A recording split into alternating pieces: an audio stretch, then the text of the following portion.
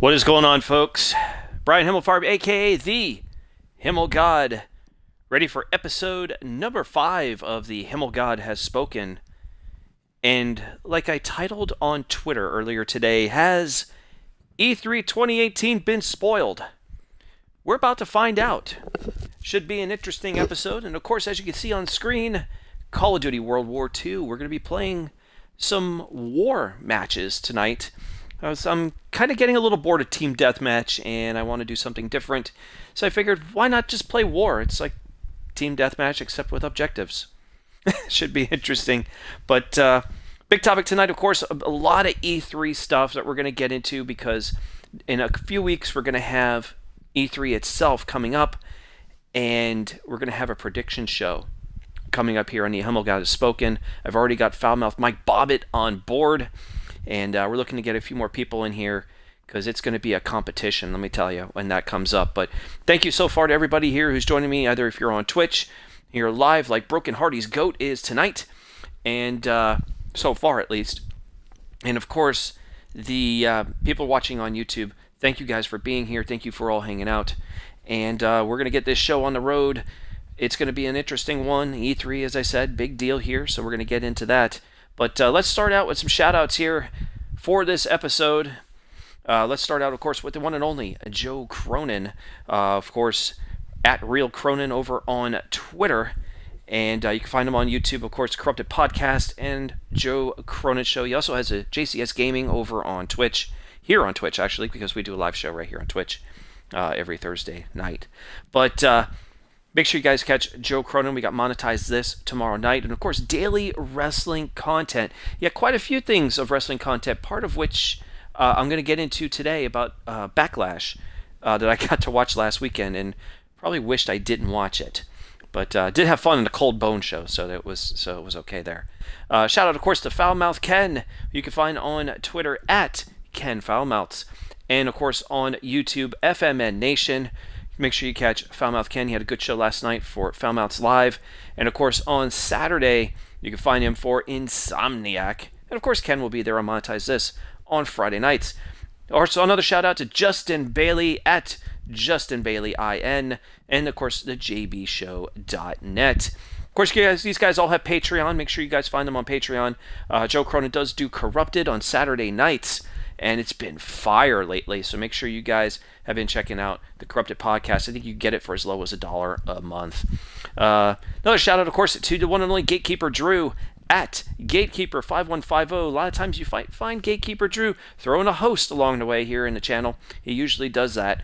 And, of course, Derailed Gatekeeper over on YouTube. Of course, we have Derailed every Saturday night following Insomniac, where the all-stars of the JCS and Foulmouth and JB communities all come together for a lot of antics, in which one of the last episodes got pulled down because of a little dick pic probably that kind of showed up, a little extracurricular things that we probably didn't want to see on screen, but it all got fixed, and episode 9 is back up there. For your viewing pleasure. And it was very good. It was a very good Cinco de Mayo episode. A lot of alcohol going. We had some Cards Against Humanity and just a lot of mayhem. And we're also looking into what they call Bash the Tag, or at least what other name that Drew wants to come up with. He had a thing on his Twitter about that, at Gatekeeper5150. I think that poll might still be going because there was a tie for 2 of the names they're looking to give it. Another big shout out, of course, Billy Ricky. Got to give a shout out to the man who does the warm-up show to Insomniac, which is absolutely awesome. Make sure you check out Billy Ricky. He even throws some streams in every once in a while on YouTube, sometimes even on Twitch. You might want to catch him there. Of course, you can find him on Twitter at BillyRicky03, and of course, Billy Ricky on YouTube. And of course, for myself, got to shout out myself. Why not? You know, it's my show. I got to shout out me, right? So you can find me, of course, on Twitter at highoctane_buzz. And, of course, Brian Himmelfarb on YouTube. We're working on some stuff on YouTube right now where I'm working on some banners and a whole bunch of stuff there. Working on banners here on Twitch as well, because this seems to be like the main channel where I'm working on things with Twitch. And we're over 250 followers here on Twitch. And speaking of Twitch, we also have our first subscriber, who is Elias Ademi, who you can find on Twitter at Elias Ademi. Make sure you guys go ahead and send a follow his way. He's been a big supporter here on the show, and he was the first subscriber. Of course, you can sub here to the channel. Since I am now a Twitch affiliate, you can sub to the channel now, so it's actually really cool if you want to go ahead and hit the sub button, and you can subscribe here. Also, we do donations through bits. You might see the bit icon there in the chat, and we're looking for our first person to drop bits on this show. So any live stream, whether it's tonight, any other night, we're waiting for that first person to start dropping bits. Anyone who donates, whether it's through subscribers or through the bit donations, your name will get mentioned through the channel feed here. And of course, you get plenty of mentions on all my streams for those who drop those donations. All donations, by the way, do support the show only. They do not go to my pocket. So please don't think that that's what I do. I'm not using it as ammo on Monetize This to go ahead and give to Joe or Ken or JB or anyone. These donations are from you to this show to help support everything that I do here. And I want to say thank you for anyone that donates in any way, whether it's through a subscription or through a bit donation. So it's all there, you guys. It's all looking at you, and you say, man, I want to be that first person. And every once in a while, I think in the future, we're going to start doing giveaways. Give out some free t-shirts or whatever I can find. Maybe some PlayStation Network or Xbox Live gift cards, so you guys can shop in the store and get some digital products. Maybe you've been looking at some games that maybe you want to buy. I did pick up one today, and hoping to get the opportunity to play it pretty soon. I think it's called Raging Justice, which just came out over on the PlayStation Store, and it's kind of like a spiritual successor to Streets of Rage, as Broken Hardy's coat mentions, free frogs. And I also did a few pre-orders, of course, the Sega Genesis Classics. I did a pre-order over on Xbox. And actually, they just, Microsoft just charged me today for State of Decay 2, which is getting ready to release, I think, within the next week or two. So getting ready to play that one. I think it's next week. I think I get a chance to play it. So really happy to go ahead and go through that and start playing some of these games. As we said about followers here, Twitter, we're getting close to 1,000 followers. We're at 967. 967, that's a nice big number as we get ready for 1,000. And I'm thinking maybe when we get to that 1,000, maybe we start doing a giveaway. Maybe we do it here on Twitch when we get to 300. We're at 257 and growing. That's a big thing for me, and I want to thank everyone who's been hitting that follow or subscribe or whatever we choose to do. I'm pretty sure we'll also do another giveaway at subscribing, so we'll have that together. And of course, on YouTube, we're at over 130 subscribers right now, so thank you to everyone who has been subbing, following everything you guys do for the channel. I greatly, greatly appreciate it. So we're sitting here playing Call of Duty World War II, and I'm playing on Xbox One. And they just released the next DLC, which I think is called The War Machine, which was out 30 days ago, of course, on PlayStation. But since I want to play in the glorious 4K of Xbox, I thought I'd go ahead and play this way. I'm going to slip it to a custom match here, and I want to play War. This is one of my favorite modes I'd like to play in the game. I love playing War more than a team deathmatch because it starts getting boring after a while just doing team deathmatch. And I'm going to change up one of the missions here. Let's take a look at the missions. Now, Breakout, Griffin, Neptune, these were all part of the original part of the game. Husky and Intercept are the newer ones. So I'm going to start out with Husky. And we'll get the bots ready here. I wonder how many I can bring in. It's 6. Okay. And I'm going to boost the difficulty up to Hardened. And we are ready to go. I kind of did some stuff earlier in the day with classes, so I don't have to spend too much time kind of working on that tonight. So we are all set for our first match of the night. Let's start her up. We're going to play War. I'm looking forward to this here, Operation Husky. We're doing it with bots because I don't want to spend too much time with a bunch of online players that are just going to sit there saying, fuck this, fuck that. That's my job. I get to say fuck this and fuck that. I don't want anyone else trying to take over the show. You guys can do that in the chat and have a lot of fun there. So here we go. Operation Husky, attack or defend all mission objectives. I love this shit. And of course, after we finish this match, we'll get into our first business of the day, talking about E3 2018 and whether it's been spoiled. I'll tell you who the guilty party is coming up. All right, soldiers, listen up. For some reason, I like to use Jawbreaker. Intel on important strategic targets for our bombers in Palermo and Naples. Acquire the intel and get it transmitted to HQ.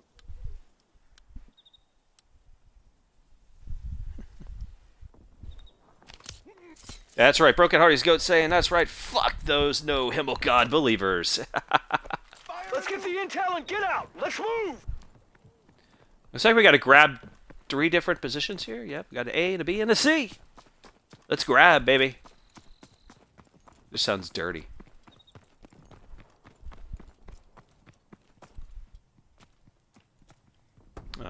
Okay. What if I want to open the window?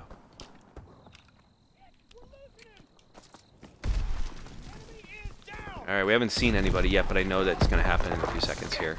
Acquire the intel. Stick to the objective. I am sticking to the damn objective. Come on now. That guy was like literally just standing there for a moment. Oh, you son of a bitch. But now I know where you all are. I know they're inside, so we know what we gotta do. We gotta go grab it.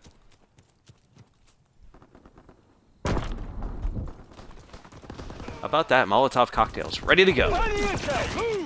Or die. Okay, no, that was a stupid fucking move. Okay. Lesson learned. Don't do that next time, but at least I still have my Molotovs.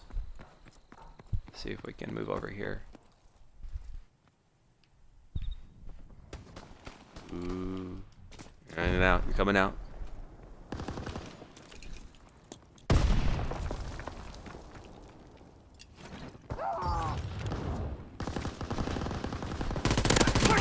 Get that intel! Oh, you bastard. I was trying to get in there. D-Moon's in the house. What's up, D-Moon? D-Moon hanging out for the Himmelgod Has Spoken tonight. D-Moon might have a big night tomorrow. Who may gain the Monetize This championship. From Mr. Foulmouth Bobbit. Reloading, cover me! I shot him right through the damn wall.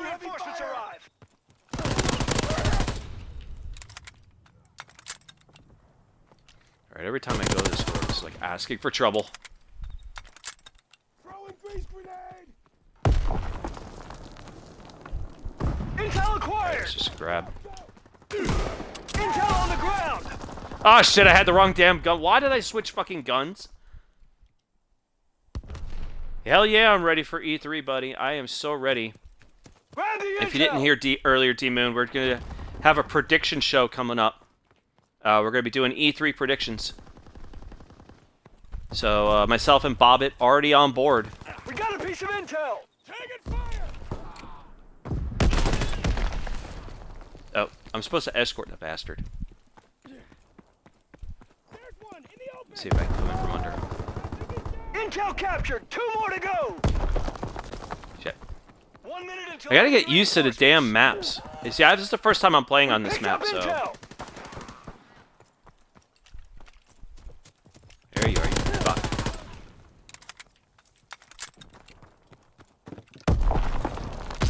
Let's go, soldiers! Get the intel! Intel Alright, secure! snagged it. 1 left! No, you bastard! Shoot me from behind, you fuck. Seconds left! Gotta keep this thing going here. 30 seconds.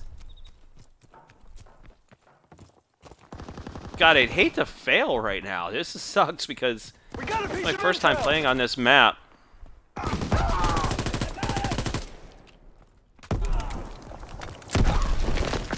Oh, you bitch! Was there something there? I don't even know if there was something there.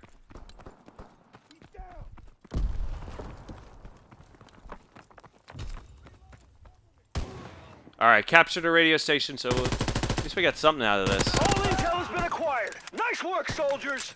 We need to transmit the target know we even got it. coordinates to Thanks HQ anyway, to all relay right. to our bombers. Let's move.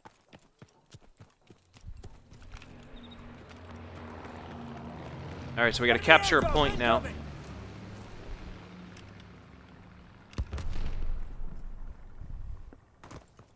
As I said, right after this match is over, we'll be talking about could E3 have been spoiled already?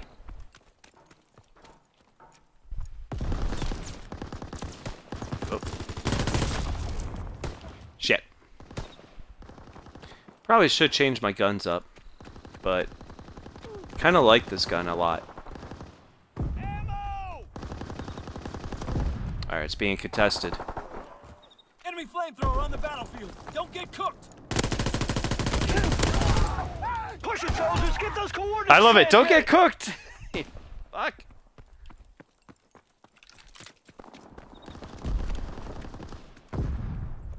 Alright, we gotta capture this point. No more pussyfooting. We're capturing this fucking point.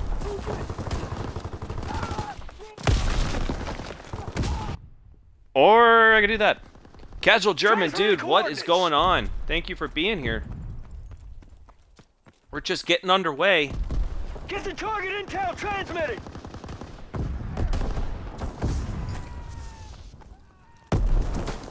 Coordinates are being transmitted.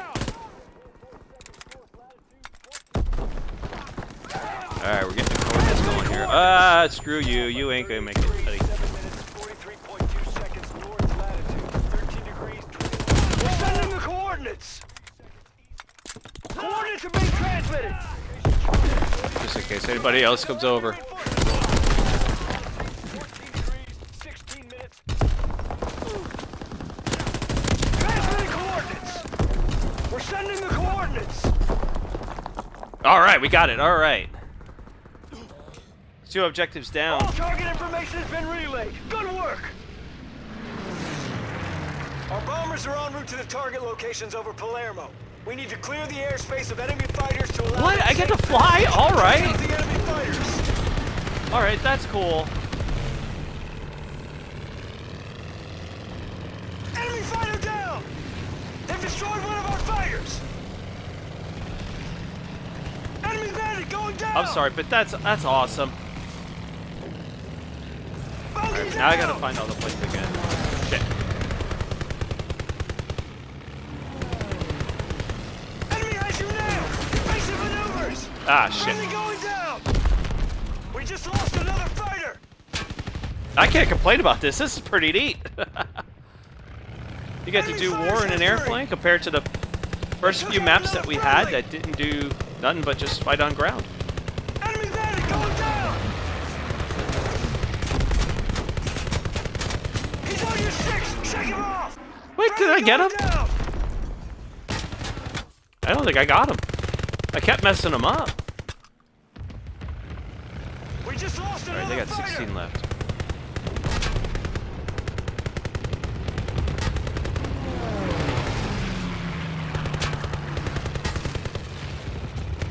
Bogey down! They took out another Oh shit, friendly. oh shit, oh shit. Enemy fighters history! Enemy fighter down! This is gonna be close. Destroy their fighters! They've destroyed one of our fighters! Friendly going down! 10 bogeys left! Fucking Friendly hell. fighters I'm left. too excited over the fact I'm flying planes. They destroyed one of our fighters! They've destroyed one of our fighters! Enemy fighters history! Enemy fighter down! Clear the skies! Take 8 down to their their fighters! 6. 6 to 6. Oh boy, this is close. Bogey down! 5 enemy fighters left!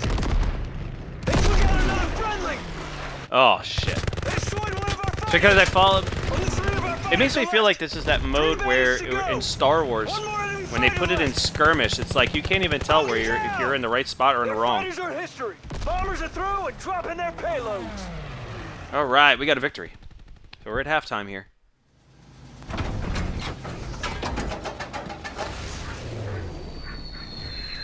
I got to admit, this is actually pretty cool. All right, we're gonna switch sides.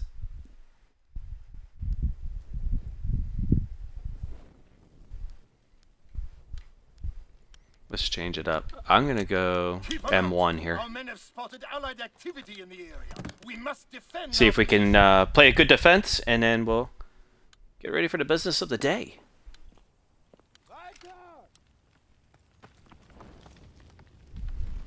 Alright, so we're going to defend the intel. Same thing as before.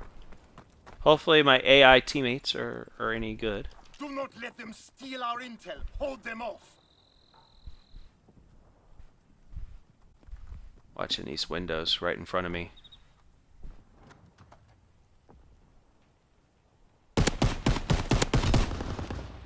Gotcha. Oh!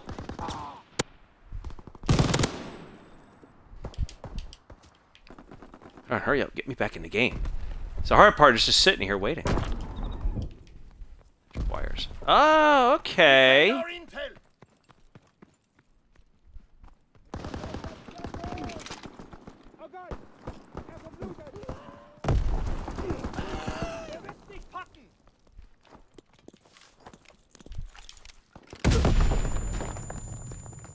Come on in. I dare you. Gotcha.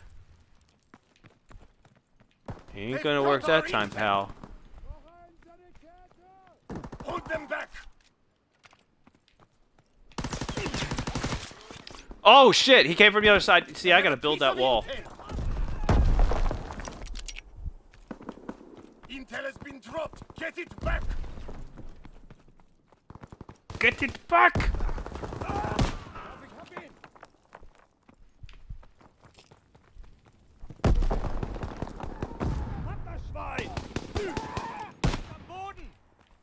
Do not let We them just fire a steal shot the late. intel. Hey, I was here! Brauche Feuerschutz.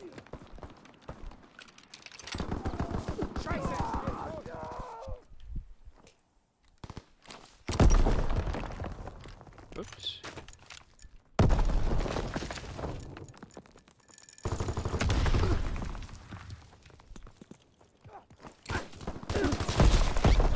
Shit. I am playing like crap now. 2 minutes until our reinforcements get here. I hold off 2 points for 2 minutes here. They've picked up intel.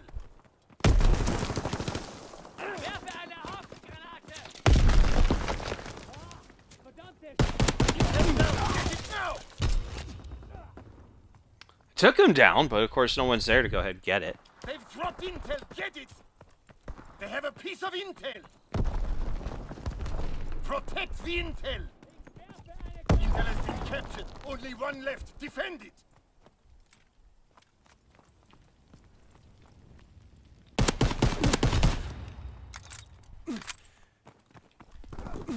Get back inside, heal up here.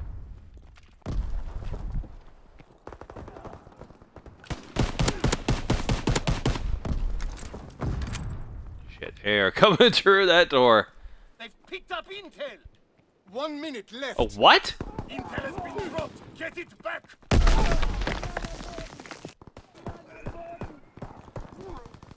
Oh, no! Hold them off. Defend the intel. Gotta defend this thing at all costs. Oh, what the fuck? 30 You seconds grenade left. throwing bastard! Intel down. Get it now.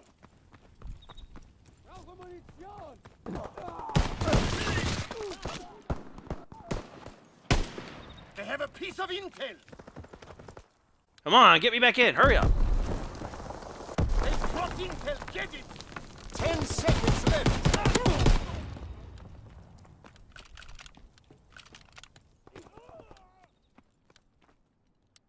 We've held off the Allied attack. And we got it, alright, there we go, got a victory. Woo! Thank God. God, that would have sucked. What? Oh, man. Dude, that's nasty. That was nasty. All right, that was pretty cool. I gotta admit, pretty cool. As it lets me out of the map.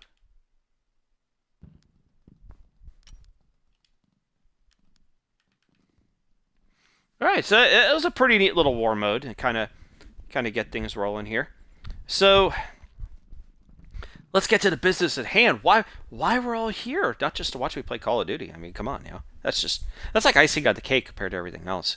But for everyone that's showing up here now, we have Broken Hearties Go. We got D Moon, Casual German Dude. What is up, man? You guys are all in here. This is awesome, man. As I said, D Moon might have a big day tomorrow with Monetize This. He's got that points in the bank. We'll get into that Monetize This stuff in a little bit. But let's talk E3. E3 is a month away, June 12th through the 14th, over at the LA Convention Center, which is an exciting time. I've been to E3 once in my life. I went back in 2009 on a press pass. Really exciting. Yes, we got the anti-frog crew in the house. Turn up fucking frogs, gay! Probably my nephew's probably wondering what the hell that is, because he listens to the show, so.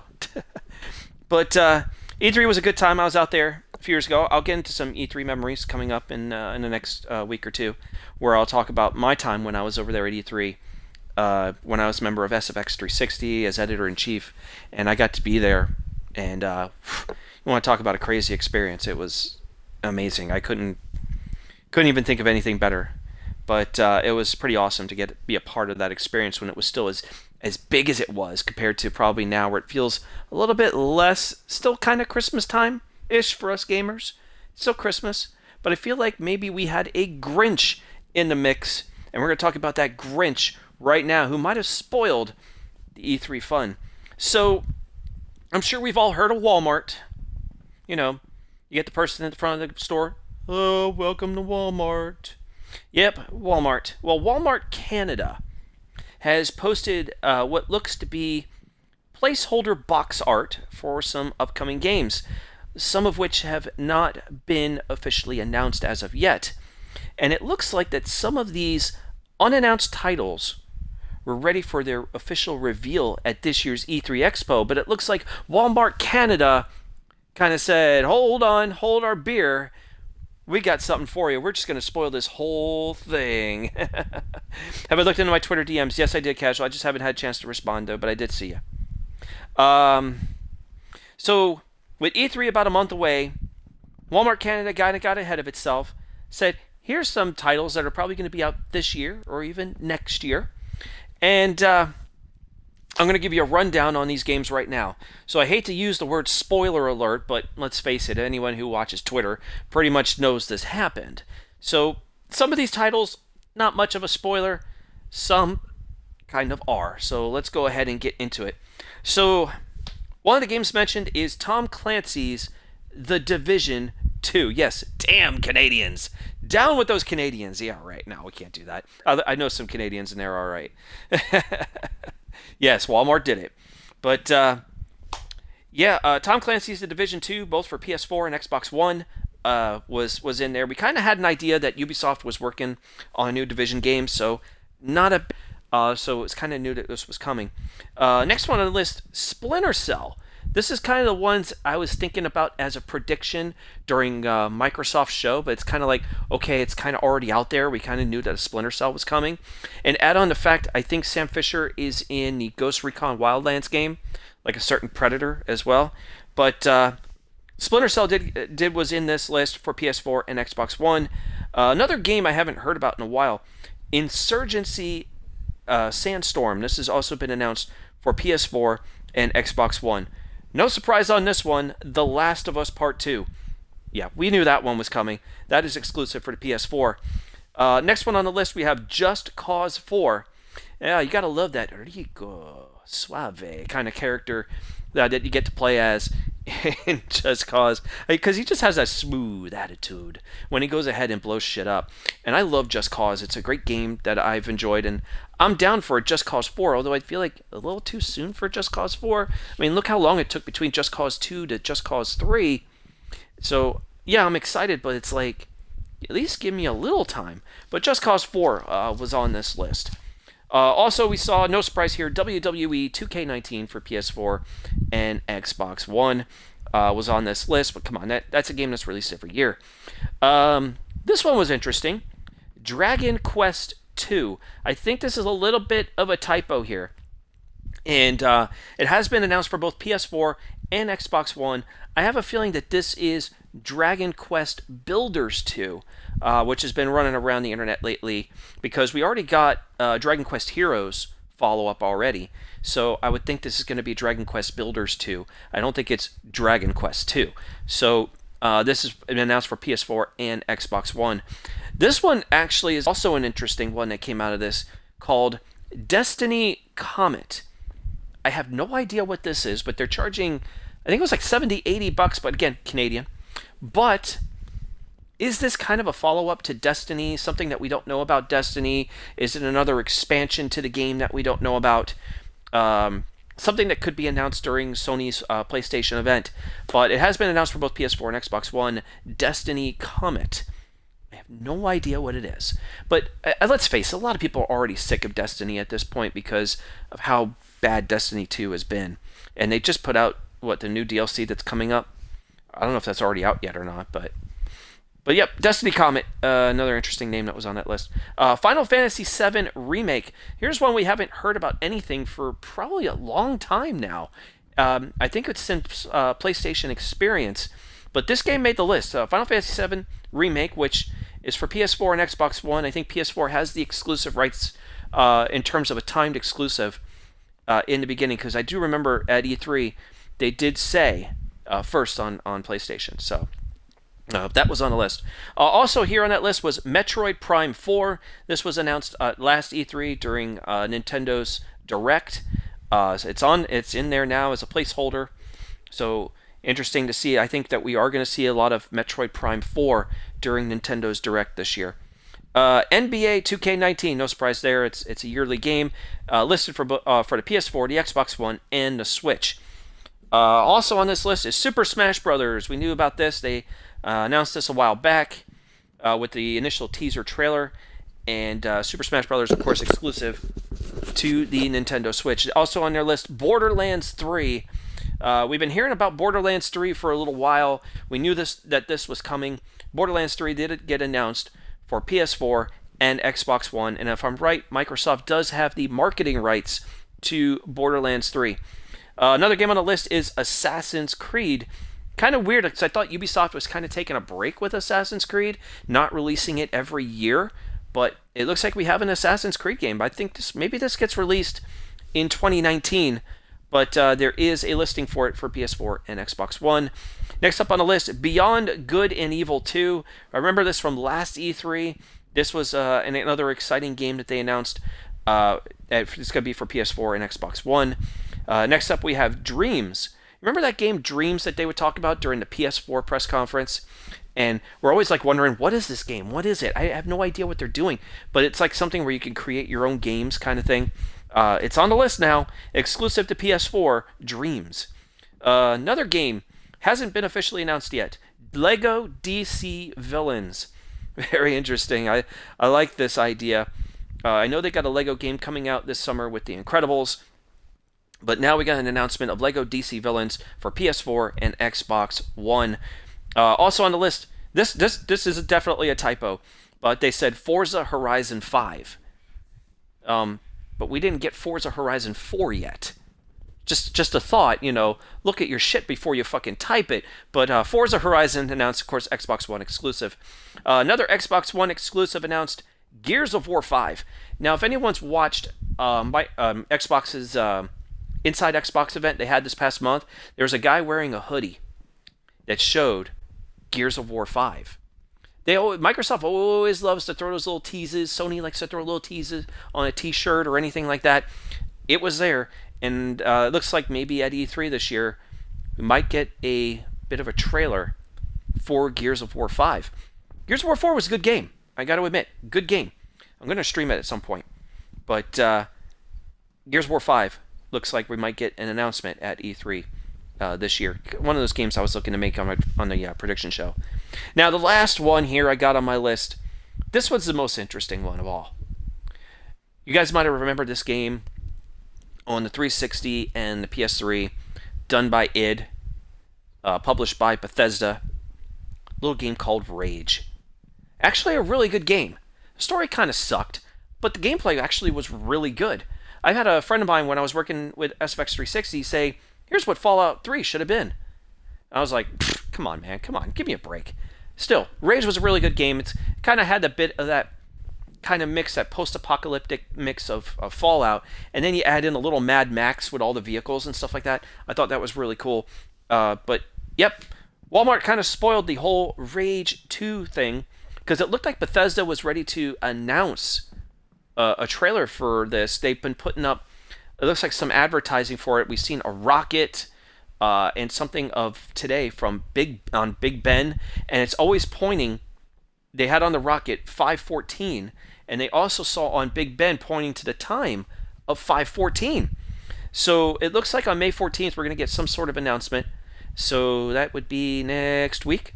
So next week we're probably going to get this announcement of Rage 2. But Bethesda had a little fun with this thing. So Bethesda had a little fun with Walmart talking about the leak of Rage 2 ahead of their E3 press conference, which is taking place on Sunday, June 10th. But Rage's official Twitter account not only acknowledged the Walmart leak, but even corrected them by saying that they used the wrong font and that the lettering was not in all caps. If that's not some sort of confirmation of letting you know that that Rage 2 actually exists, I don't know what to tell you, because it's either that's what it's going to be or an elaborate troll job. But it looks to be real at this point, because everything we're looking at, they use that pink lettering for the anarchy symbol. We've seen pink on the rocket. We've seen the pink on the timing on Big Ben. So it seems to be all kind of coming together. So when they did the correction to Walmart, they're showing that pink lettering. It's all kind of correlating together. I think everyone's kind of taking in the assumption that this is Rage 2, and that on May 14th, looks like we're going to go ahead and get a reveal, and then maybe Bethesda comes at E3 and shows gameplay of this, but it looks to be pretty legit on this. But yeah, Bethesda responded with one simple but effective word, and that was simply, dude. Pete Hines, who I've actually had the chance to meet back at PAX in 2008, and I did a big interview with him when we were doing Fallout 3, talking about that game at the time. He also responded with another tweet saying, "This is why we can't have nice things, because we get these leaks all over the place. Everybody just leaks something. We just can't have anything that's really good. They're just going to go leak, leak, leak, leak, leak, leak. Just throw shit out there and not care."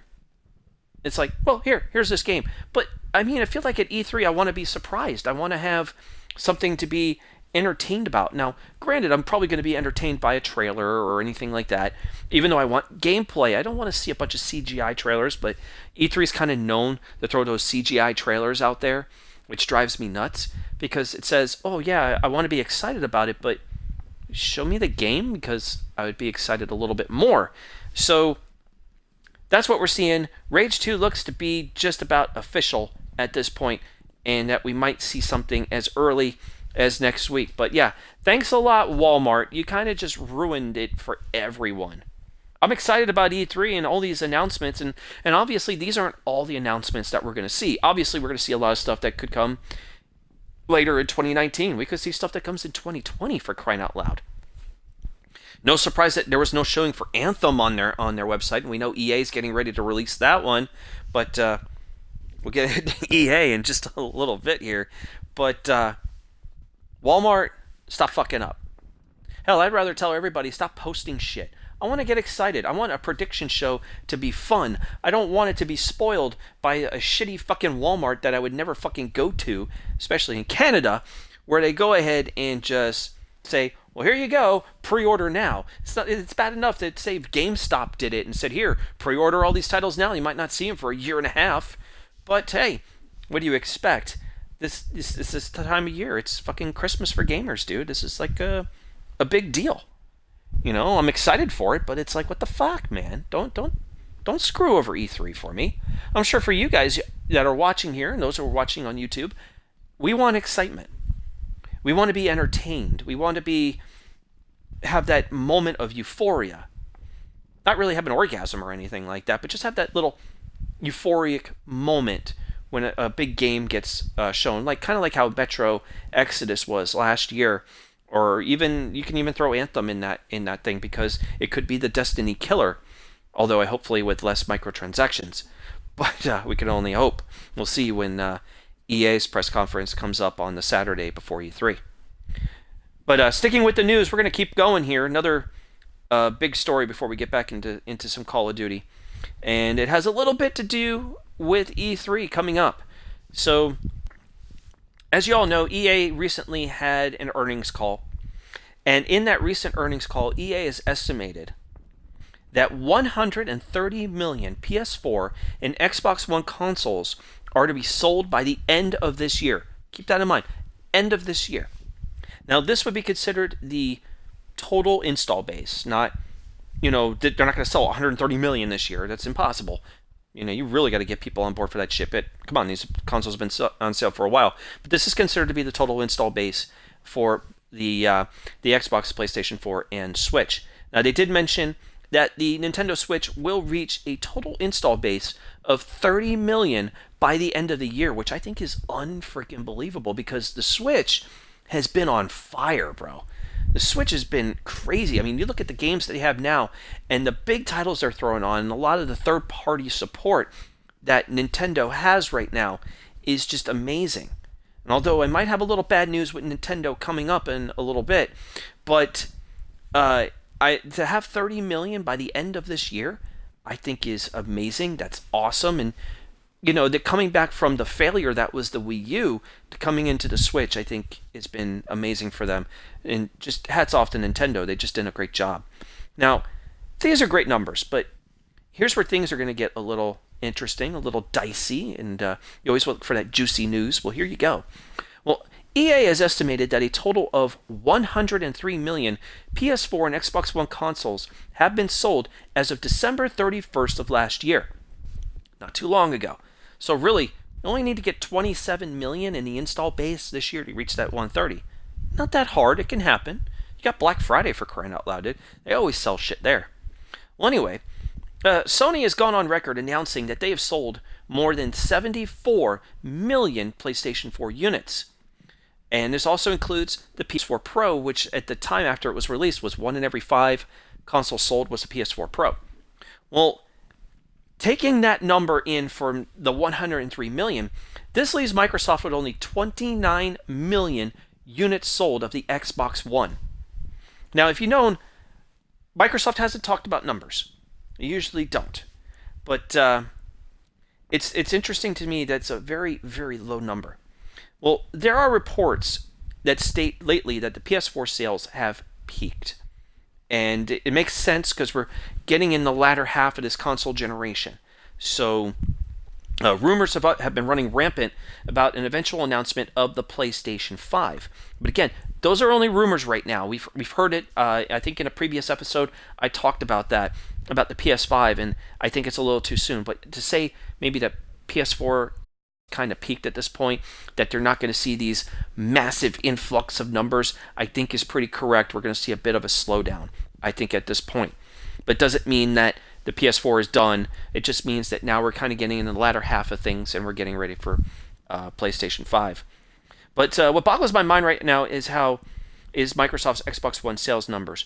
Now, with the Xbox is getting their asses handed to them in sales. They've been very tight-lipped about revealing console sales numbers for the past 3 years, I would probably say. They haven't really wanted to say how many consoles they've sold because they know they're being outsold.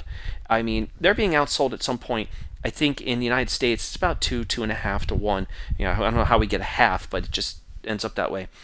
And you look at the overseas numbers, it's about as much as 10 to 1 being outsold. It's nuts. But their numbers that Microsoft's been focusing on, they've been focusing on how many Xbox Live users they've had. They get into software sales.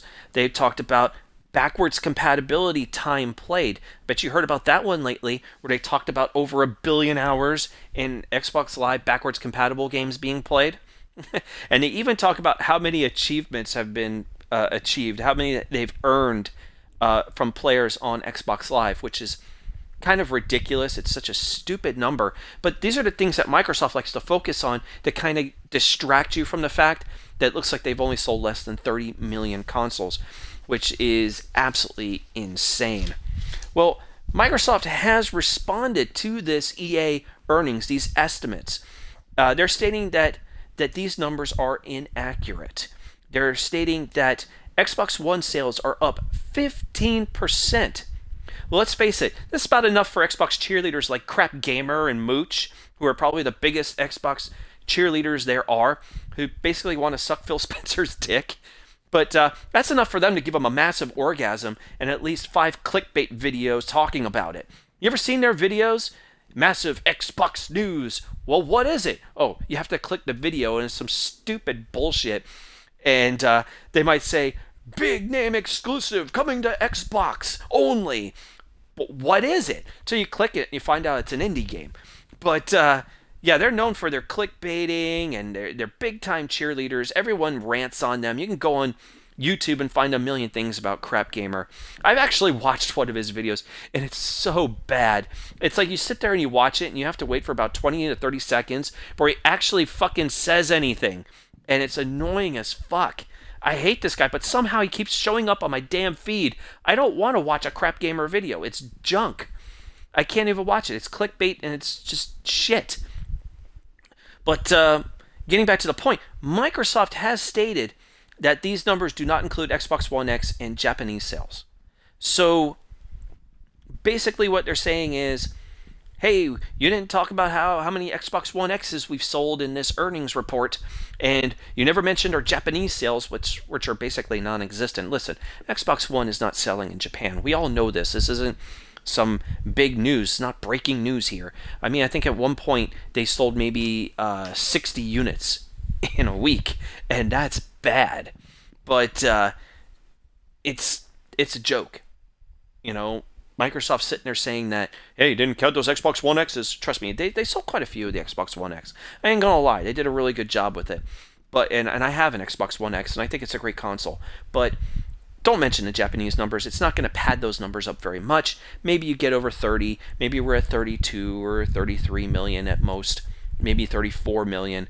I don't think they sold that many Xbox One X's, but it's a step in the right direction. You know, let's face it, Xbox has fallen on really hard times. We go back to 2013, the Xbox One reveal. I think we all remember that. TV, Halo TV show, Call of Duty, no one cared. And we had to wait a whole month to actually see games. And then they threw the freaking Kinect in your face, and that made it even worse. But we remember those days 5 years ago, and 5 years ago pretty much to this time. But it was an epic disaster that they seem to have failed to recover from, despite all the 180s they've done in the past few years. We've seen the exit of Don Matrick, we see the entrance of Phil Spencer, and he's been the head guy now for about 4 years. But they reversed everything. They got rid of the freaking Kinect, which was like the best thing they can ever do. They got rid of that damn NSA spy box that we all hated, but they got rid of it. They brought over backwards compatibility with 360 and original Xbox games. Xbox Games Pass has been a pretty big success for them, although there's a lot of controversy kind of surrounding Games Pass with some third-party developers right now for games that are upcoming. Now, the Xbox brand is a bit more, I would say, consumer-friendly compared to the draconian practices of 5 years ago. Yes, they are a more consumer-friendly product to get back to what the Xbox 360 was. However, the lack of first-party exclusives has really doomed this machine, and it really sucks. You know, and we're talking quality. They have put out some good first-party games, and I want to get away from the Halo, the Gears, and Forza, which are typically your usuals. They got some games out there. You know, Crackdown's pretty much on a delay right now, and hopefully we get to see it at E3 come soon. We got State of Decay coming up, and people are getting excited about it. Broken Hardy's Goat mentioning NCAA getting canceled didn't help either. I agree. But they have had a lack of quality in their games. You look at Sea of Thieves, which is probably one of the biggest examples. I actually bought that game at $59.99 pre-ordered. I figured, this game's going to be a lot of fun. We're going to get a lot of people going as pirates, and it's going to be great.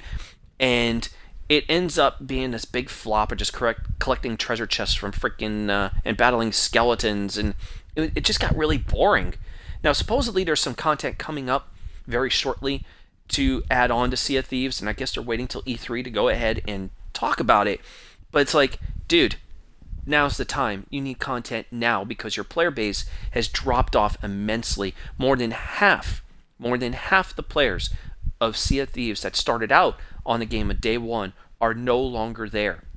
That's not good for a game that was hyped to shit for the past few years. You talk about a game that's been hyped up a lot too, is Crackdown 3. Well, we hope to be seeing that at E3 this year because we need not a reminder that the game is still out there, but to say, hey, this game is done, it's going to be awesome, but I'm worried about it. So a big thing that's come up with a lot of gamers this year is that this E3, and I've said this too, is do or die for the Xbox brand. Put up or shut up. We're hearing right now that Microsoft is building a studio in Santa Monica, and what they call a quadruple A studio. They're building a quadruple A studio. I'll just say it's a triple A studio, get it over with. But they're building a studio in Santa Monica that's gonna, it's gonna help bring some first-party exclusives to the Xbox brand, or at least another exclusive. But even though you're kind of getting this thing up from the ground up, you're still maybe at least 3 or 4 years away before you even see an exclusive game from them. Just saying, that's kind of the position of where we're in right now. Phil Spencer's been in charge for 4 years, and we haven't really seen much to show for it. And the most popular thing that everybody brings up is, well, Scalebound was canceled. Fable Legends doesn't exist. Although rumor is stating that another Fable game is being made by the Coalition, who are the makers of Gears of War. So that kind of fits into the whole thing that I talked about, Gears of War 5, and then maybe now we're seeing people work on this new Fable game. So the Coalition's been pretty much running with that. 343 has been busy with Halo. Hopefully we're going to get, and they've been working on the Master Chief Collection, kind of fixing all the problems of the Master Chief Collection. So hopefully we're going to hear more about that. And I've been hearing some rumors about Halo Reach, but we'll get into a lot of that stuff into the prediction show, and eventually, of course, the teaser for Halo 6. Even though, as I said, it'll just be a teaser, we're not going to be ready for that game, at least for right now, even though Halo 5 sucked ass except for the multiplayer. But it is do or die. They need exclusives. We're hearing that Phil Spencer is bringing Japanese RPGs to the Xbox. We've been hearing about Nier Automata, which is a very popular game over on PlayStation 4. It's been out for a little over a year now, and supposedly it will be coming to Xbox One. It's a rumor right now, so take that with a grain of salt, but Phil Spencer has mentioned JRPGs coming to Xbox, which is really going to help them a little bit, but they need something of exclusive games a little bit more. I mean, it's not like they're going to get Persona or anything. That's not going to happen. But they need exclusives. They got the services together. The services like backwards compatibility and the Game Pass has helped them out like a Band-Aid. This has been the big Band-Aid for them.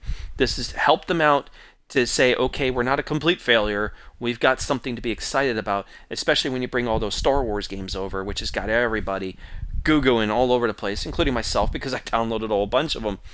But this is do or die. I own both consoles. I'm not a fanboy at all. I do have a Switch as well, so I have them all. But Xbox, man, get this shit together because you're making me question why I have Xbox One right now. I am questioning it. I love my PS4, but my Xbox has been my main right now ever since I got the Xbox One X. I love playing my games on my 4K TV. It's great. I love my Ultra 4K Blu-rays, which, by the way, did you ever see the meme of Black Panther saying it's Xbox One X exclusive? And that it's not available for PS4. Someone's been running a meme with that, and I thought that was really funny, but let's face it, I mean, come on.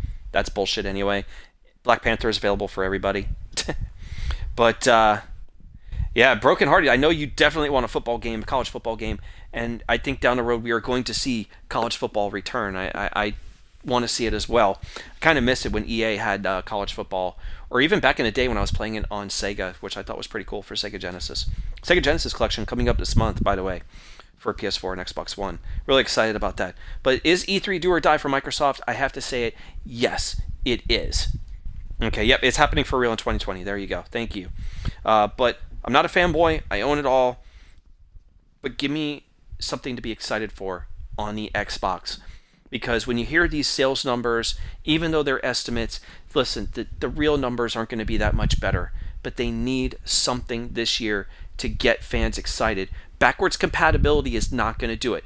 Last year, they cheered loudly for backwards compatibility, especially when you're bringing original Xbox games, and I felt like that was more over than the Xbox One X itself, which is insane, because they cheered louder for backwards compatible games because there wasn't that much else to cheer for. But hopefully, this year, Microsoft, you got the big stage on Sunday afternoon. Give us something that we can invest in for the future. Even if it's not this year, but give us something for 2019 and forward for owners that are there now, and that doesn't involve Halo, Gears, or Forza, and give us something else to be excited about. Yes, I love my Gears. Yes, I love Halo. Yes, I love Forza. But give me something. Something that I can really enjoy. Phil, you've had 4 years. Get your shit together, or the fans are going to turn on you, and they're starting to do that right now. Get it together. Microsoft, this is the time. You want to see if us fans want to see an Xbox 2 or whatever else they want to freaking call it, you need to start now and start mentioning the problem that you're not selling enough, and then give them a reason to get excited for the future. I mean, we were excited about Scalebound. What the fuck, man? We really need some shit going here. But, hopefully we can get excited about something. Hopefully we can get something to really say, oh my god, this is amazing. But we can only hope for the best. So, here's the Microsoft. Get that shit done. And hey, get a college football game in 2020, Hey, we're waiting. Alright, we're going to play another war match. Let's play some more war. And then when we come back from that, as I mentioned, a little thing about Nintendo. We're going to get into that. We'll get into WWE and the Predator. I want to talk about the Predator trailer. Xbox 2 in which games? and yes, it's true, Casual German dude. The point of a console is only good as its games. And you look at Sony and what they've done, I mean, exclusive after exclusive. It's amazing. And that's really what I use my PS4 for, is mainly for exclusives. And they've done such a fantastic job with it. But I want more. PlayStation's killing it, and they're going to kill it again at E3 this year. They really are. You can't wait till we do that prediction show. It's going to be a lot of fun when we start talking about a lot of these games like Ghost of Tsushima and stuff like that. We're really going to get into the heat of stuff. It's going to be more than just Spider-Man. And, of course, how the fans love Gears of War. I mean, God of War. I was going to say Gears of War. They love God of War. All right, so we're going to do Operation Intercept here. This is another one of the DLC maps here for War. And you know what? I haven't used the Iron Curtain in a while, so let's go with that. We've been tasked with Dude, it's like GoldenEye all over again. Munitions, but the resistance fighters who provided intel were captured by the Germans. So Appreciate it, Broken Hardy's Goat.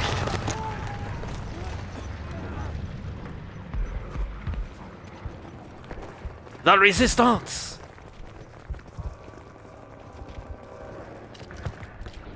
Rescue all the captured resistance fighters.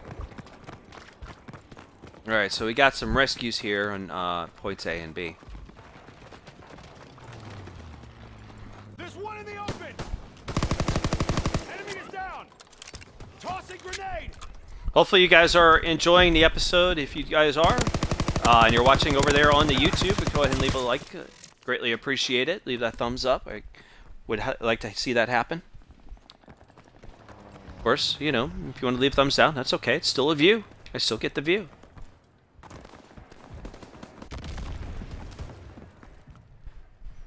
Now, you notice on these maps, I have not played them before. It's not like the other 3 maps where I played them pretty consistently. Cell B open! We released a prisoner in B! Oh, come on! Can the man just go ahead and rescue somebody for crying out loud?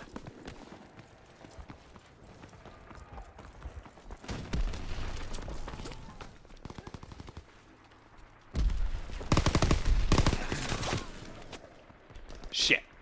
Now it's like I'm not going to be able to get in there. German, I see your story there about Nintendo. We're going to get into that.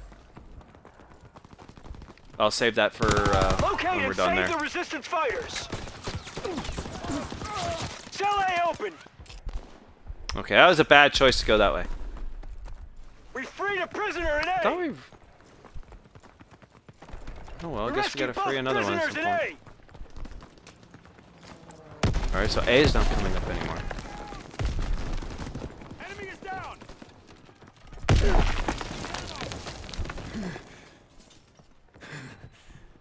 We have to Get in free here the resistance upstairs. fighters.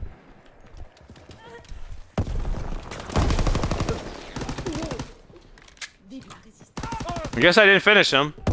The resistance fighters are free. Good job. We have to destroy all right, let's German advance. radio equipment so they can't call reinforcements. It always like radio equipment on the middle maps. It always ends up coming that way. Enemy airdrop incoming. Radio destroyed. They have nowhere near the airdrop. Destroy all the radio equipment. Grenade, get down. Comm equipment destroyed. Enemy flamethrower observed. Get to cover.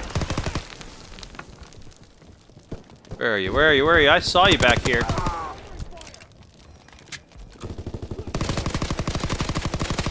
It's destroyed. Good job. Well, I'm helping a little bit to get this Recall radio equipment communications destroyed. 17 remaining. Wow, that's a lot, don't you think? The enemy has fixed a radio. Alright. Switch guns. This is why it gives me time instead of saying, you must respawn with it. Oops. I almost shot my own teammate. All radio gear must be destroyed. Advancing our tank to help.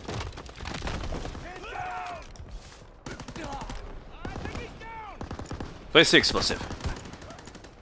Explosive.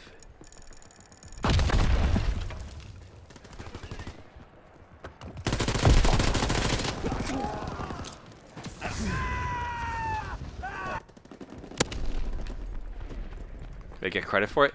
I think I might have got credit for 2 it. minutes until the crowd munitions train leaves. I'm gonna hurry up, man. I gotta get in here and get this thing done. Get her done. Comm equipment destroyed.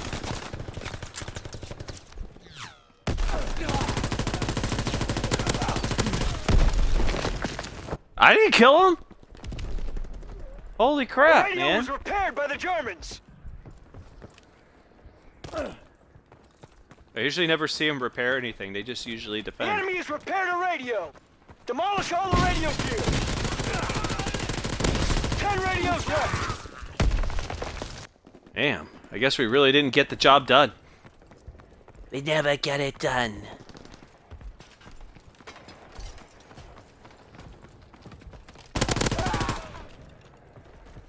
Ah!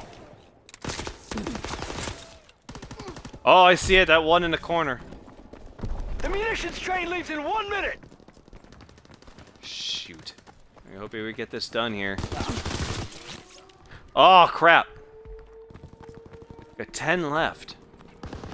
I must, like, when I was in there, I must have not destroyed them that much. Destroy every I know it piece of damaged the communications crap out of them. equipment.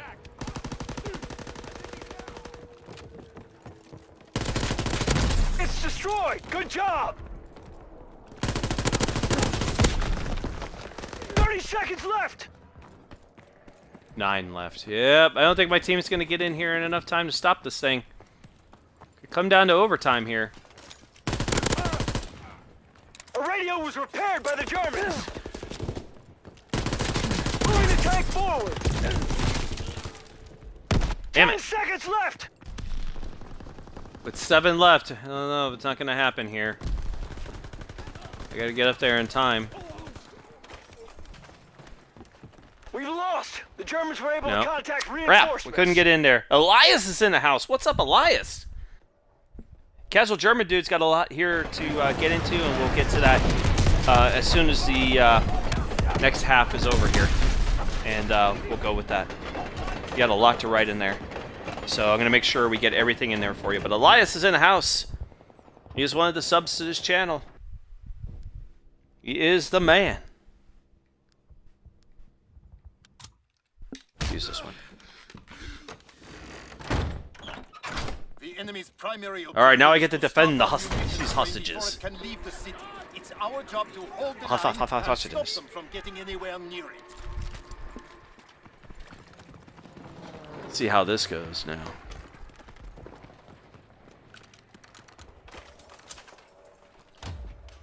Build the Stop gun. the enemy from rescuing the resistance fighters we've imprisoned. There we go. Should keep an eye on things here.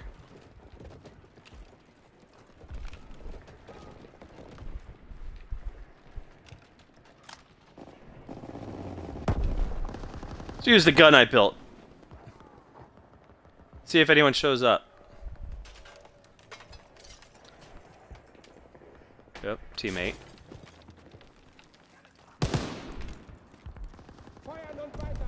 The teammate? I think it was. Yeah, it's a teammate. All this time I should be paying attention.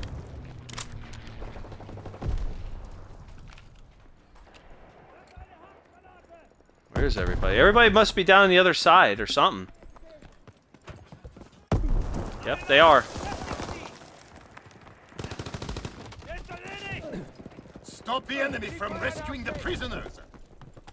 The enemy opened cell A. A prisoner in A has been freed. Oh, whoops. Again, I'm shooting almost my own teammate.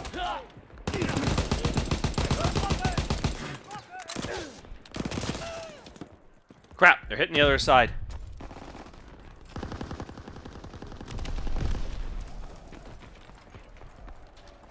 Don't let them release the prisoners. Oh shoot, we only got B left.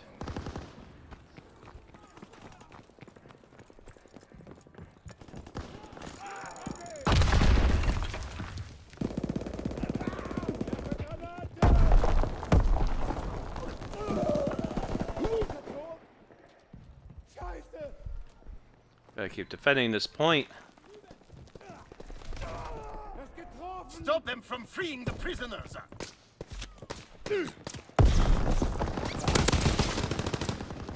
Crap!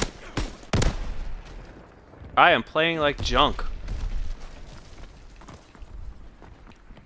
Might have to let him free him and to do like the radios. The enemy unlocked cell B. Shoot. Yep, I am playing bad. Yeah, it is the first time I'm playing on this map. Munitions train will leave in 2 minutes. They rescued a prisoner in B. Shoot. Alright, we gotta fall back. Alright, we gotta do it here. Fortnite tomorrow. I don't know, maybe. But our battle isn't over. You looking for a pre-monetize this stream? Our radios long enough for us to call in reinforcements.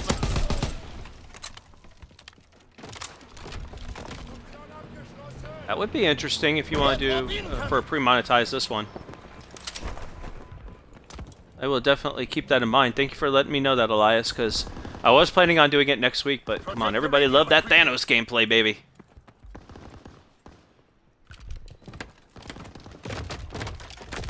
Build this wall.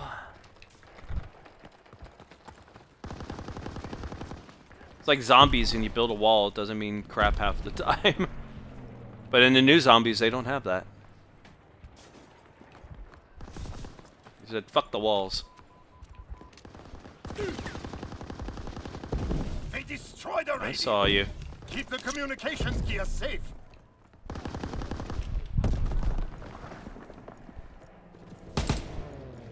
A radio's been destroyed.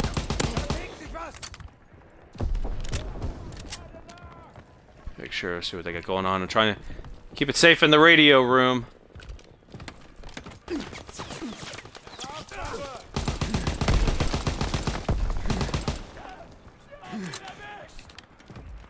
Stop the enemy from destroying the radios.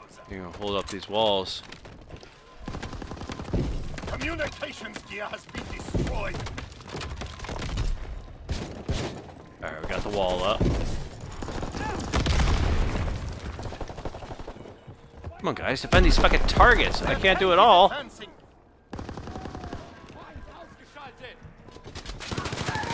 The Scheiße! Our munitions train will leave in 2 minutes. They've destroyed half the radio. They're playing. Oh, casual German, dude. I saw that.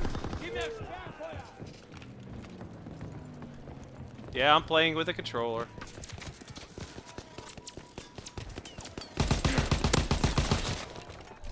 Shoot, man, I can't even get to anybody right now. Is he using a red gun? Protect our radios from the enemy.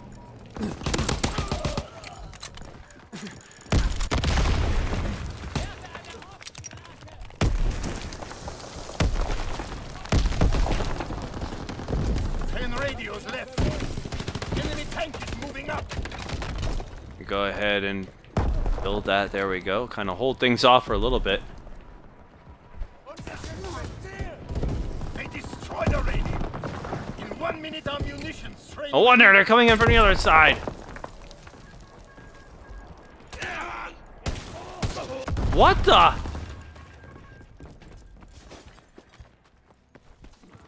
Alright, we got less than a minute with 7 radios Don't let left. the enemy destroy our radio equipment.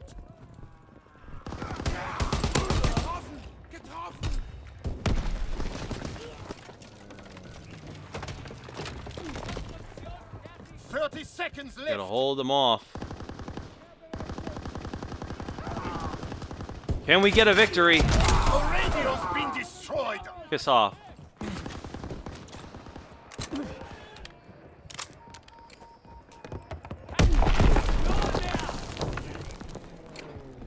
Seconds left. Oh, 10 seconds here. Can we get it? We're hearing a time bomb. The enemy has been defeated. It ain't gonna matter. We got the victory. The radios Oh! long enough to contact reinforcements. All right, one apiece. Not bad. Not bad. We get the victory at the end here. I call it 3 out of 4, so that's not bad tonight.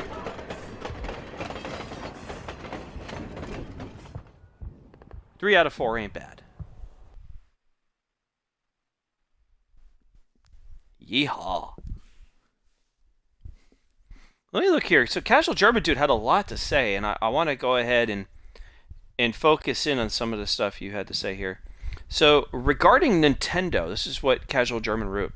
Regarding Nintendo, in my opinion, they should concentrate more on the core fans, not the casuals, no pun intended. Just Zelda is not enough. I agree, and that's why eventually we did get the Super Mario Sunshine and Super Smash Brothers, which was a part of that whole deal. So I think we got quite a bit from them, and some other things here. Reason: casuals might buy 1 to 2 party games and then stop. The real money is with the core fans.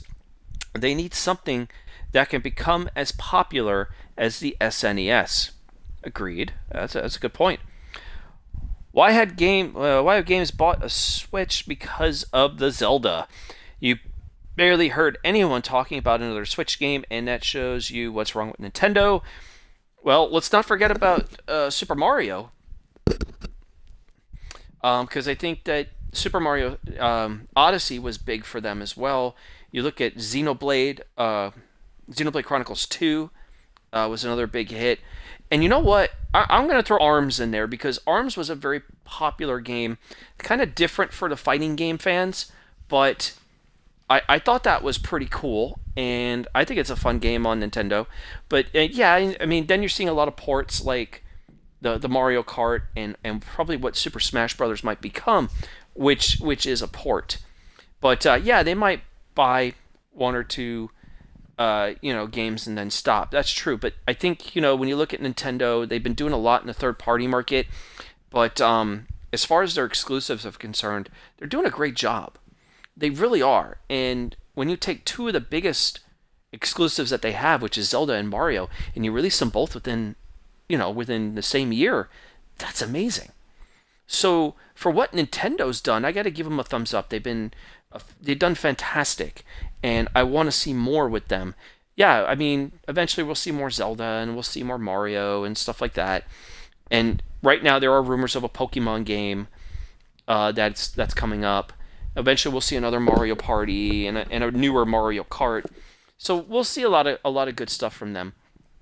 But speaking of Nintendo, if you haven't heard the news, this is kind of a little bit more rapid fire segment here, where I'm going to talk a little bit about multiple topics here pretty quickly. But one of them is from Nintendo. We got E3 coming up. They got their Nintendo Direct. Don't worry, Jeremy. I hear you butcher some of the sentences. I worked as best as I could with them. It's okay, bro. Perfectly okay. But let me get some sad news here from Nintendo. Nintendo has officially announced, this is official now, has officially announced that there will be no virtual console on the Switch. Now, I'll admit, this is one of the things that I wanted when I bought the Switch in the first place, was to have virtual console. And it's kind of disappointing to me that we're not going to get it, and I loved it. For those of you guys in the unfamiliar, Virtual Console was a service that first premiered on the Wii back in 2006. This provided games not just from their classic Nintendo library, but we also got Sega. So you had the NES, the Super NES, the Nintendo 64. You had Sega Master System and Sega Genesis. We had the TurboGrafx 16. Y'all remember what TurboGrafx was? Remember that one? Not many, a lot of people still remember that one, but the TurboGrafx was in there. We had the Neo Geo. That's how crazy this was. I'm pretty sure there was some other stuff in there too, but they had this massive lineup of classic games to sit there and play, and a lot of them are some of their biggest hits.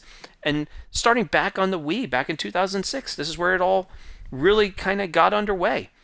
And, it's also continued on the Wii U, also kept this thing going. And I think it was on the DS or 3DS and stuff like that. They also had it as well. But, so with the news of zero virtual console presence on the Switch, this is going to upset some people, and as I said, me being one of them. And the good part is, it's not completely kind of a dead thing, because if you heard of this little company called Hamster's been bringing out a lot of the Neo Geo games lately, and they've also brought over, it looks like, a couple of classic Nintendo games.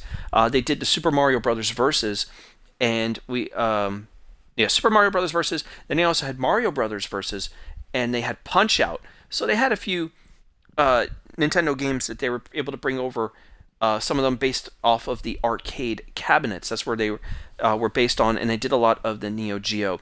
So all that stuff's available in the eShop right now. And of course, Sega is planning to bring some of their classic library, good chunk of it, to the Switch in the near future. Could be about as early as this summer. So if you're still looking for those classic Nintendo games that we all love, just remember there's always the NES and SNES classic plug-and-play mini consoles that are out there that you could probably go and get on eBay for about $200. Just saying.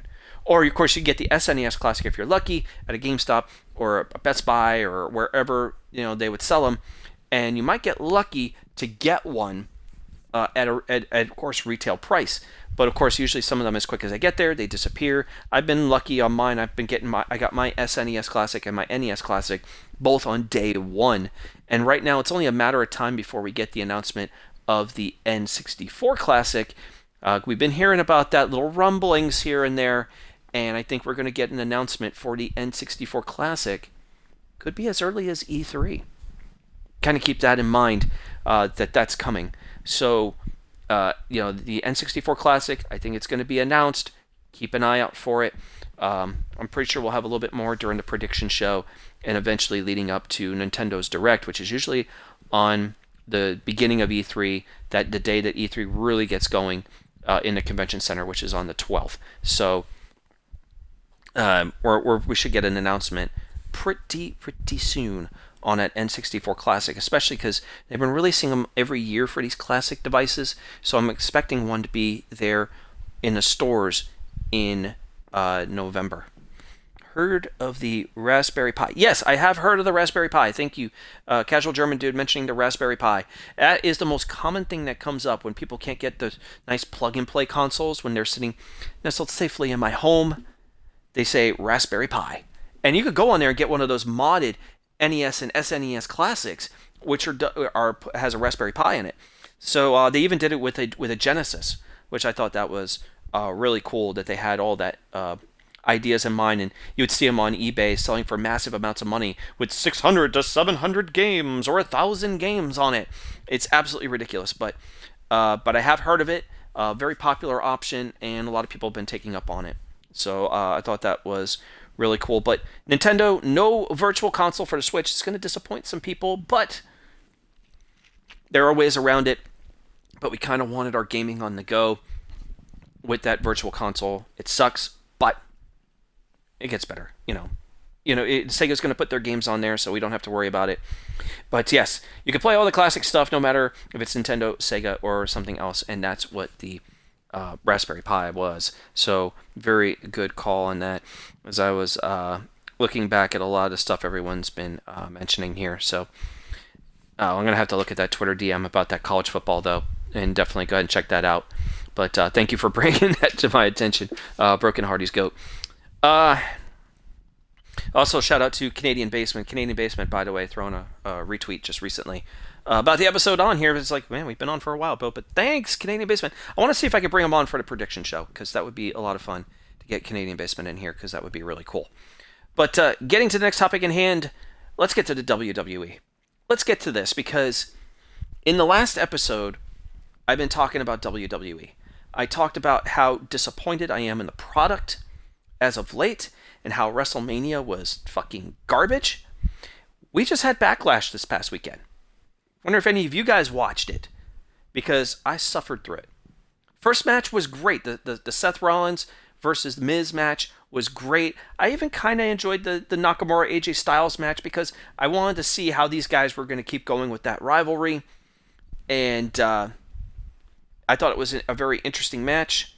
But the rest of the card was just garbage. It was so bad.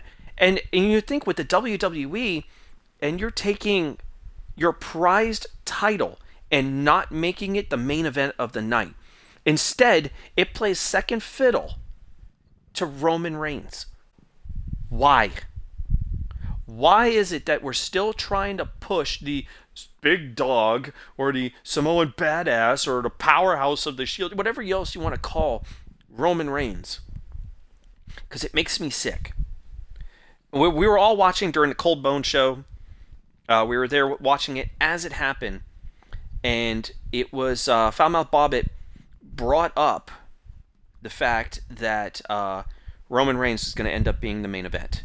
He says he couldn't believe it. He got to see the card. I think OKayfabe put out the card. And it said the match order. And we saw the first match, okay, Seth Rollins versus Finn Balor. Seth Rollins versus The Miz. And they said, well, if the second match shows Nia Jax versus Alexa Bliss for the women's belt, if that ends up being the second match, then this thing is true. And it ended up being the second match. Then we go to the third match, and we go, oh my God, it's true, and Roman Reigns is the main event. How is it that Roman Reigns plays top dog to your own WWE championship? It doesn't make sense to me. Hell, even the Braun Strowman, Bobby Lashley match versus Kevin Owens and Sami Zayn was after the WWE title match and with Roman Reigns. So it's like saying co-main event. They can say, oh, Nakamura and AJ Styles was a main event, but no, the main event to me is the last match of the night. The last match of the night is main event. Everything else is the undercard. That's how I see it. Everything else is undercard. So they made the WWE title the freaking undercard to Roman Reigns, and that makes me sick. Add on to the fact that they continuously try to push this guy. I don't know why. It's for years they've been pushing him, and nothing has come out of it but boos. They try to make him a face. They boo the shit out of him. And well-deserved. It made me feel like we were seeing Cena 2.0. And I noticed that some of you guys are talking here in the chat, and I will get to your messages there in the chat. I know Elias was at Mania this year. But I think WWE thought that Roman would get over in Saudi Arabia. Didn't happen. He got booed in Saudi Arabia. All right. Roman obviously was going to get booed at Backlash. Hell, not only did he get booed at Backlash, you had people getting up out of their seats and leaving. They got up out of their seats and they left the building. You had fans chanting boring. You had fans chanting beat the traffic. Okay? They're chanting CM Punk. They're chanting Johnny Wrestling. Whatever else they wanted to come up with, because they were so bored of what was sitting, the product that was sitting in the ring. Nothing against Samoa Joe. But the thing is the fans don't want Roman. All right? You pay $200 for those tickets. Damn, Elias. But they're bored of Roman. They don't want to see him pushed anymore. You got so many other guys that you could push, like Daniel Bryan. Daniel Bryan's back. Let's build him back up to the title. We're seeing cross-branded pay-per-views now for WWE. Let's just unify the belts now and just get it over with. But I'm tired of the push of Roman Reigns. They have done everything for the last 4 years to push Roman Reigns to get him over with the crowd, and the crowd has revolted. We're in a day and age where kayfabe is kind of dead here. So we know what's going on even behind the scenes. Who's getting pushed? Who's not getting pushed? Who fought backstage and lost their push, like Big Cass? But if you guys haven't seen Joe Cronin talking about how Big Cass has lost his push about beating up a midget, little person. But yeah, it's pretty interesting. But yeah, listen, Vince McMahon is out of touch with these fans. Michael Cole, when he broadcasts the big dog, or when Sasha Banks comes out, it's boss time. I'm like, boss time for what? For what? They buried her, so bad. It's like I love Sasha Banks, but it's like they buried the shit out of her. Like they buried Becky Lynch. All right, what are they going to do now? Is Becky Lynch going to get out of the funk? Because I want her out of that funk. I can understand if Alexa Bliss gets pushed down a little bit after winning the belt 4 times. Give her a little break, right? But yet they make this feud with Nia Jax about bullying and about Nia Jax's weight. Why does that matter? No one cares about that shit. It's funny that we're so far removed from back in 1997, 98, somewhere around there, where the Attitude Era was kicking off, and Vince McMahon says, I don't want to insult your intelligence. What is the WWE doing now? They're insulting our intelligence week in, week out. I can't even watch Raw and SmackDown anymore because it's so bad. I'd rather live stream on Twitch, and I'm enjoying it more live streaming and I'm watching Joe's reviews than watching the product. What does that say? The numbers are down. People are more interested in Ring of Honor and New Japan Pro Wrestling more than they are about the WWE. The numbers are just fading. We want something to be excited about. We just don't want to hear about Roman anymore. Stop pushing him. You put Vince McMahon in front of him and tried to make a Stone Cold Vince McMahon angle. Didn't work. It didn't work. And these pay-per-views have been so bad. Literally so bad when you have the most talented roster that you've had in years, and you can't put an entertaining product on television. And I feel bad for the fans that are in attendance to watch. And I have made that decision after Backlash to cancel my WWE Network subscription. Now, some of you guys might say, oh, don't worry, you'll be back. And usually I do come back for things like the Royal Rumble, because I love the Royal Rumble, and I come back for WrestleMania. Why not? I'll spend $9.99 to go ahead and just watch them. That's fine with me. I love NXT, but the thing is, I've been barely able to watch NXT lately. I'm not saying that NXT is bad. It's not. NXT is awesome. NXT is practically in my hometown here in Orlando, Florida. It's right here, Full Sail University. And yeah, they're traveling all around. But the thing is with NXT, I feel bad for all these guys and gals that are there, because by the time they go to the main roster, they're screwed. It sucks. How much longer do we got to wait until Vince McMahon just goes over to XFL, give the WWE to Triple H, and let's fix this shit? But you know what? They need to fix it now. But the damage is done. The fans have left. The hardcore fans are there. And you know what would make me more excited to go watch is if beach balls start flying down from the rafters, or fans start blowing up beach balls during Monday Night Raw and start playing with those because those will be more interesting. What is WWE going to do now? Are they going to keep trying to push Roman and put plants in the stand that are going, Roman, Roman, Roman? You remember that before WrestleMania? Was it WrestleMania or was it the Greatest Royal Rumble? I think it may have been the Greatest Royal Rumble. Yeah, I think it was the Greatest Royal Rumble where they put the plants in the stands and they're cheering for Roman. And it was so ridiculously stupid. But I don't want to put it all on one guy. It is the booking, though. But Roman's skills in the ring are pretty bad. His mic skills are practically even worse. But the booking is bad. It really is. Booking this guy over as much as they do is sickening. And then looking at the rest of the roster, the 50-50 booking that we see on a lot of these shows, nothing original. I want some matches that are just out of the blue. Have a person wrestle someone else instead of the person they're in a feud with. Have them wrestle someone else and then kind of work the feud in between. We saw a lot of that during the Attitude Era and during Ruthless Aggression. Why aren't we going back to what actually worked? I'm not saying bring the Attitude Era back. That's dumb. We can't bring that back anymore. Keep it PG, okay, which is fine.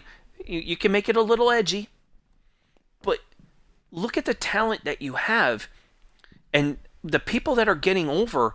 Push them over because they're the ones that are giving over with the fans. Like Rusev. Rusev Day is so freaking over. It's ridiculous. Push Rusev. Fans want to see Rusev do something because we love Rusev Day. Every day is fucking Rusev Day. I love that shit. I love Rusev Day. When Ty Dillinger would come in and everyone's chanting out 10, that was amazing. These guys were organically over. Instead of what they're trying to do with Roman Reigns and force him down your throat to get over. Vince McMahon's pissed off about fans leaving during Backlash, during the main event. There's a reason why, Vince.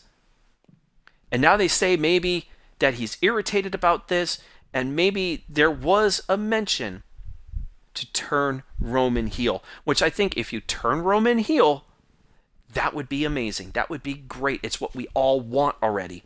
Make him heel. Give us a reason to boo him. We don't want to boo him as a freaking babyface. We want to boo him as a freaking heel. That way it's more exciting. He'll be over as a full-fledged heel. Just like I said that he did in NXT. He was a heel with the big fucking Rolex watches and the fancy fucking suits, you know, and just being a cocky prick.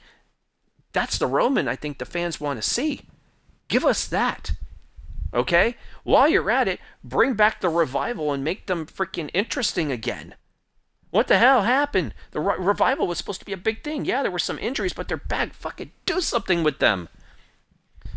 You can tell I'm just really... There's a lot of things I can think of. Push Ty Dillinger and stop making him a fucking jobber. Everyone loved Ty Dillinger. What the heck? You want to push someone down the roster? Do it to Carmella. Can't even stand Carmella anymore, and she's holding the freaking belt. Ugh. Let me look at a lot of stuff here. Casual German says a lot of things here, and I want to get back to some of the things that you said here. Backlash was crap, obviously, except the Intercontinental title match. Agreed.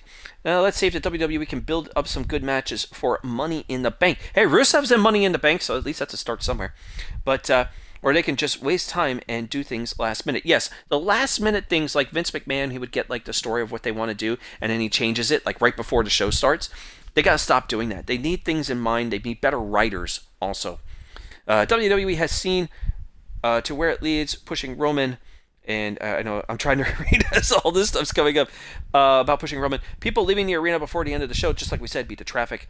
4 years of ignoring the fans. They use social media, but not to build communication with the fans. Nope, it's for PR and marketing only. Did you catch that part, like how after Roman beat Samoa Joe, and they said that he was going to go ahead and fight Brock Lesnar again? I don't want to see Roman and Brock Lesnar again. No one does. And to be fair, TNA and New Japan Pro Wrestling do the same thing. Yeah, they do. I've seen a lot of that stuff, especially with the Chris Jericho and other things. See, same here. Enjoy reviews about Raw and SmackDown more than the actual show. Yep, exactly. Thank God there's NXT. I agree, and that's like the thing I'd like to watch a little bit more. Casual Darwin dude saying that he might not watch again until Money in the Bank, and that sucks. Might take a break till next Mania. That's where I am right now with in this, because I feel like that's what I want to wait for till WrestleMania. Lucha Underground. Yeah, I saw Famous B talking about Lucha Underground. I'm looking forward to that. WWE lost so many fans in Germany, but what do they do? say they want to do big events in Europe because of the time difference. Yeah, and then usually when they go over there, especially for the London shows, they're usually spoiled before they go ahead and put them on air. Go to Saudi Arabia, which obviously they are because they got that 10-year deal. But WWE needs to listen to their fans. They really do. They need to listen to the fans because the fans know what they want. Why do you think we're cheering for Rusev Day? Why do you think that we cheer yes for Daniel Bryan?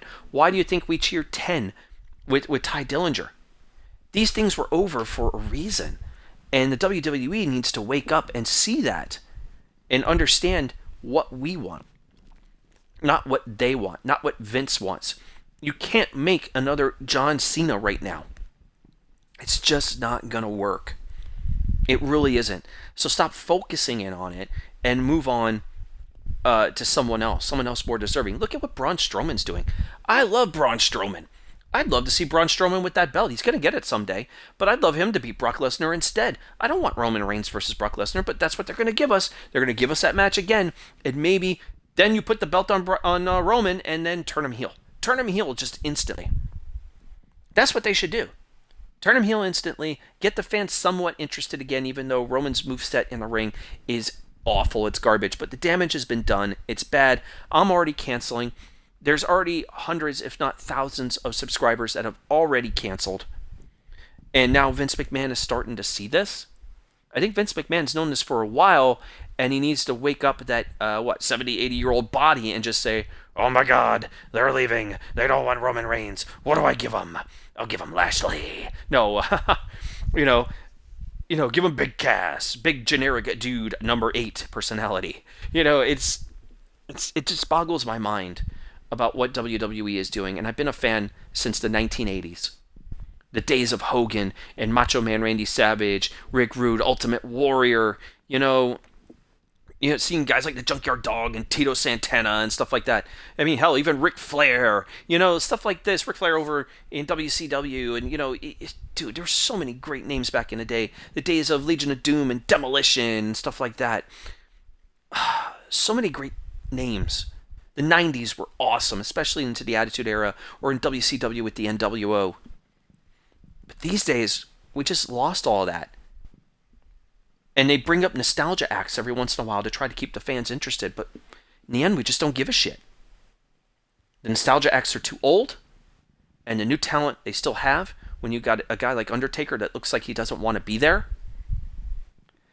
And they really need a wake-up call, and I hope that these fans leaving, or the fans that hijack the show, that don't really want to hijack the show, but they do because they're fucking bored, is a message to send to Vince McMahon: fix your shit. They really need to get it done. WWE is just an absolute mess. Speaking of messes, anybody catch that Predator trailer? The new Predator trailer premiered today, and it's like about, I don't know, like a minute and a half trailer, and I can pretty much sum up the review of this trailer in one word. Meh. Not really interested. I don't know what it is, but like the first Predator back in, what was it, 87 with Schwarzenegger was just freaking awesome. Not just because it was Schwarzenegger, it was just this really cool concept, and it was just fun and entertaining and get to the chopper, that kind of thing, and just cool as fuck. Then Predator 2 came around and it sucked balls. And then lately they keep trying to bring back Predator, like Alien vs. Predator, and they did the Predators movie, which was back in, 2010, which was kind of awful. They never were able to bring Predator back on track, but now lately they pulled all the stops from the director of Iron Man 3, which I hated Iron Man 3. That was a bad idea. But they bring over the Predator. And I'm watching this trailer with this kid who's kind of looked like he's playing with a toy and stuff like that, and crashing a ship. Then all of a sudden you're seeing an actual ship crash, and then you see the Predator for a little bit. We're not seeing any action sequences and something to get excited about. And I'm watching this trailer, and I have to say that it's pretty bad. And I have no interest of seeing it on day one. I don't know about you guys. Hopefully you guys have seen the Predator trailer and can form an opinion on yourself for yourself. It's kind of like how I saw the first Venom trailer and I was like, but where's Venom? And then all of a sudden they put a new Venom trailer out and then you see Venom right at the end and you're like, oh, dude, that's awesome. That's really cool. Even though I'm kind of a little weirded out because there's no Spider-Man in the movie. But still, it's freaking Venom and I'm like kind of excited for that. But the Predator trailer just really disappointed. It didn't bring a smile to my face. It just got not really excited. Talk to me when you're on Netflix, or on HBO Now or something like that, or on my Amazon Prime, then I'll try and get interested. But I'm just not there right now for that movie. And I could pretty much almost say that for the Han Solo movie that's coming up. But we're going to save that for the next episode, where we'll talk about that in episode 6. Speaking of that pretty much wraps up everything I wanted to talk about here today on episode 5 of the Himmelgod Has Spoken. I want to thank you guys for being here and hanging out, listening to all my shit and how I talk about stuff. Hopefully you guys enjoyed the content we brought today and talking a little bit about E3, kind of get you that little bit hype ready before we really ramp into this thing for the next few episodes as we get into the whole E3 excitement, the press conferences, everything. And coming up, Casual German Dude, I know some stuff you wrote. You mentioned about WWE. WWE has that weird attitude that if you don't work in their industry, you don't know shit. Yeah, that's pretty common. Look at all the guys that come from TNA. It's like they say, watch or don't watch, but don't complain. And if you do, they call you a keyboard warrior or a troll. Yeah, that's pretty... You hit the nail. You just hit it perfectly, dude. You hit it right where it needs to be. And then, of course, we were talking about movies. The movies try to bring old, good movies back, but they keep failing on it. True. As instead of capturing the heart of those movies, you just hit it. That exactly the way I wanted to bring that. They like to make everything bigger and better, or reinvent the wheel. Like, I was really disappointed about the new Blade Runner. I see they tried to be close to the first one, but still they failed. Yeah, you are definitely right about that. Right on the mark, Casual German Dude. He's always on the mark when it comes up to this stuff. Great job, man. Thank you for bringing that up. As we're wrapping up the episode today, don't forget, monetize this Friday night around 11 o'clock on Joe Cronin's The Corrupted Podcast channel. The belt is on the line. Foulmouth Bobbit is defending his belt that he won just a few weeks ago against a multitude of challengers. Pretty much everyone is out there, including yours truly, the Himmelgod, is looking to win the Monetize This Championship. Just take you back. For the last 2 weeks trying to win points in the bank, I lost with a couple of minutes to go, and just last week, with 16 seconds left before points in the bank was mine, Joe Cronin's Cock Must Win jumped in with 16 seconds to take away my points in the bank. Talk about fucked up. But now the belt's on the line tomorrow, and it's going to be insane. We could see the Wild Wild West tomorrow night. I feel bad for Bobbit because I really want to support him tomorrow. I really do, and I might throw a donation that way towards Bobbit. Make sure he's on the board. Chip in a chair. That's all it takes, especially when the pot is available, but he needs that chip in a chair tomorrow. I think some people are going to get him some points, and I'm going to be there to kind of give a few points to Bobbit, but I know a lot of people are going to want to give some points to me. I've been hearing some people saying they want to go ahead and do that. Oh, Casual German Dude, thank you. You're going to root for me, and I am your self-proclaimed announcer. Yes, I know, bro. I know. I appreciate that. Thank you very much. There's a badass rap that's going to be there tomorrow that I heard from V-Band Guy over on Twitter. It's absolute fucking fire when you hear it. If you haven't heard it yet on Twitter, check out V-Band, at V-Band Guy over on Twitter. Send him a follow. I'm definitely going to send him a follow because I know he follows me. I'm going to send a follow back to him. He had an on fire rap that's going to play tomorrow night during the show, and if you want to catch it beforehand, make sure you guys check out his Twitter and get a chance to listen to it. It is absolutely amazing. I'm not going to spoil it here, so make sure you check that out. We got 3 people with points in the bank, and this is the thing I'm worried about most, is what if I win? What if I win? And considering the fact that I got a guy who I've put over for so long in Ken, a guy who I've supported so much, and picking up the flag when the flag was dropped by others, and I picked up the flag and ran with it and continued that support for Joe. And then you got D Moon, who was here earlier tonight. Thank you to D Moon. But D Moon is out there and could cash in as well, and I believe he's going to be a future champion. But 3 people try to cash in on me. What could happen? You realize what can happen. You know me, every Friday night I wait in the rafters and I could strike. Although I think the ability to drop negative points in the bank may not work this week. For some of you guys that have been following me on my Twitter, I had a little issue with my car that I had to pay for. 4 brand new tires was part of it. And also some work with the AC and stuff like that, but that's just maintenance stuff. But the tires, seeing them go bad as quickly as I've just had this car really hurt. But it was a big expense, upwards of $3,000. That hurt. I'm leaving to Wisconsin next week, so there's a lot of expenses there. So it's really going to hurt negative points in the bank if I am considering to make that big drop. There are some other issues that I'm looking at financially that I want to take care of first. Hey, listen, I may live like a rock star and be like the man, but there are limits sometimes, and even the Himmelgod has his own limits. But if I win tomorrow, that will be great. Maybe I can convince all 3 of these guys not to cash in. I will try that if I do win. Or they do it and steal my moment, which would really suck because that would be 3 weeks in a row.